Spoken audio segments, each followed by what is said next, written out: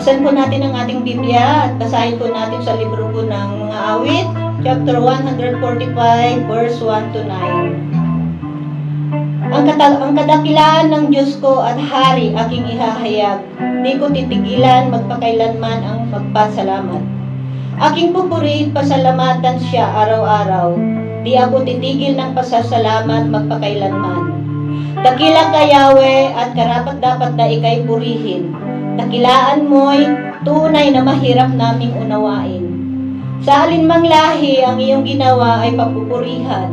Ihahayag nila ang mga gawa mong makapangyarihan. Ang karangalan mo at pagkadakila'y ipamamalita at isasaysay ko ang mga gawa mo na kahanga-hanga.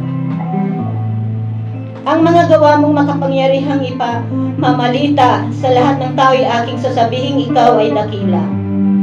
Ihahayag nila ang lahat ng iyong mga kabutihan. Aawitin nila ng may kagalakan ang iyong katuwiran. Si Yahweh mapagmahal at puno ng habag. Hindi madaling magalit, ang pag-ibig ay wagas. Siya ay mabuti at kahit kanino'y hindi nagtatangig. Sa kanyang nilikha, pagkalinga niya ay mamamalagi. Yes, Lord. Hallelujah, Jesus. Ama naming Diyos na makapangyarihan sa lahat, banal at dakila.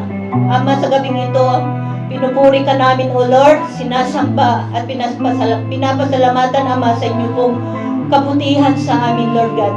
Sa gabing ito, Panginoon, kami po ay lumalapit sa inyo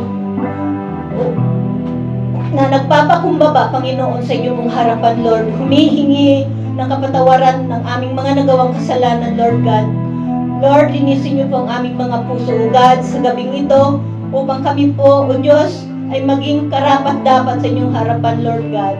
Lord, maraming salamat, Panginoon, sa buong linggo na inyo pong pag-iingat sa amin, Lord God. Salamat sa kalakasan, Lord, sa paggabay niyo po sa amin, sa aming mga buhay sa araw-araw, O God.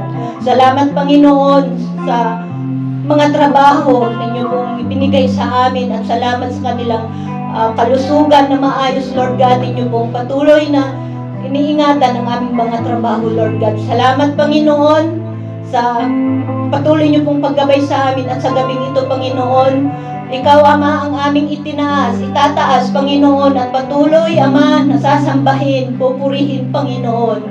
Lord, sa gabing ito, sa gawain ito, Panginoon, aming itinitiwala sa inyo, Panginoon, na manguna ka, Ama, sa gawain ito, Lord God, sa aming mga kapatid, na inyo pong gagamitin, O God, sa inyong harapan, Lord. Dalangin ko po na ikaw po, Ama, ang patuloy na magbigay sa kanila ng katalinuhan na nagmumula sa inyo, Lord God, sa inyo pong anak na gagamitin, na magtuturo po sa aming ngayong gabi, Panginoon. Ikaw po, Ama, ang manguna sa kanya. Ikaw po, Ama, ang makita sa kanyang buhay, Panginoon.